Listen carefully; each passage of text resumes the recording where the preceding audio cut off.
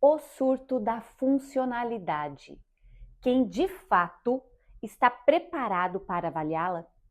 Durante décadas, a saúde foi estruturada sobre o modelo biomédico. O foco era claro: identificar a doença, classificá-la e tratá-la. Nesse contexto, a Classificação Internacional de Doença, a CID, consolidou-se como referência global e, no Brasil, a emissão diagnóstica tornou-se um ato típico da medicina, com respaldo legal e institucional. E isso nunca foi de fato o problema. O problema sempre foi outro: reduzir o indivíduo ao diagnóstico. Com o avanço da Classificação Internacional de Funcionalidade, Incapacidade e Saúde, a CIF, da Organização Mundial da Saúde, houve uma mudança estrutural no pensamento em saúde. O foco deixa de ser apenas qual é a doença e passa a incluir o que a pessoa consegue ou não consegue fazer, como ela executa suas atividades, qual o impacto real na vida e no trabalho.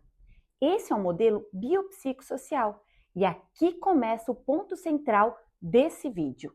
O fenômeno atual, a apropriação da funcionalidade. Com a crescente valorização da funcionalidade, especialmente em contextos periciais, previdenciários e trabalhistas, observa-se um movimento curioso. Muitos profissionais passaram a incorporar o discurso da funcionalidade, sem necessariamente incorporar a metodologia necessária para analisá-la. Fala-se cada vez mais em incapacidade funcional, limitação de desempenho, impacto ocupacional, mas na prática nem sempre se observa análise da atividade real, correlação com a exigência biomecânica do trabalho, descrição do desempenho, atividade e participação, CIF. Mensuração objetiva da capacidade sem elementos da funcionalidade deixa de ser análise técnica e passa a ser retórica. Funcionalidade não é conceito, é método. Avaliar funcionalidade exige compreender o movimento humano em profundidade.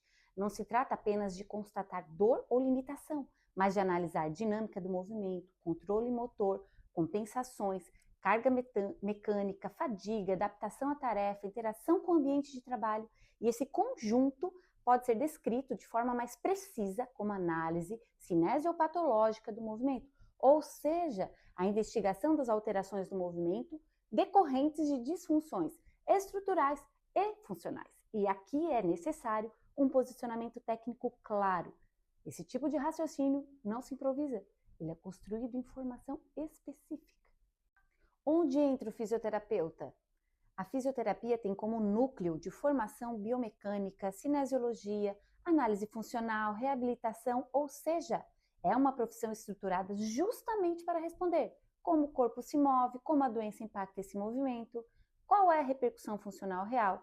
Isso não exclui outras profissões, mas define com precisão quem tem domínio aprofundado sobre o movimento.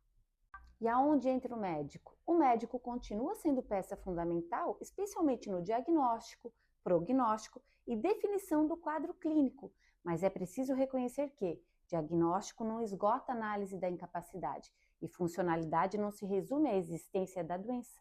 A proposta própria da Classificação Internacional de Funcionalidade, Incapacidade e Saúde, a CIF, é clara. A avaliação deve ser biopsicossocial e interdisciplinar. O risco silencioso. O cenário atual revela dois problemas simultâneos.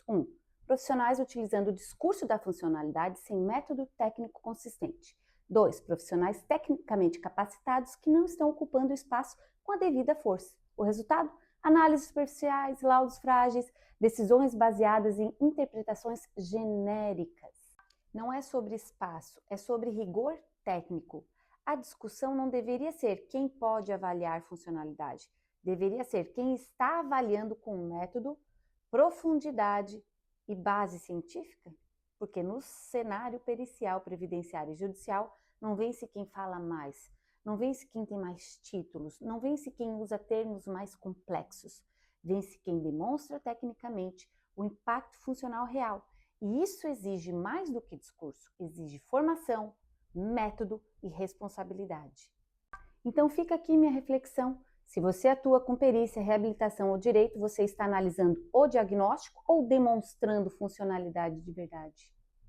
Se você entendeu isso, compartilha, porque essa diferença entre diagnóstico e funcionalidade ainda está passando despercebido por muita gente.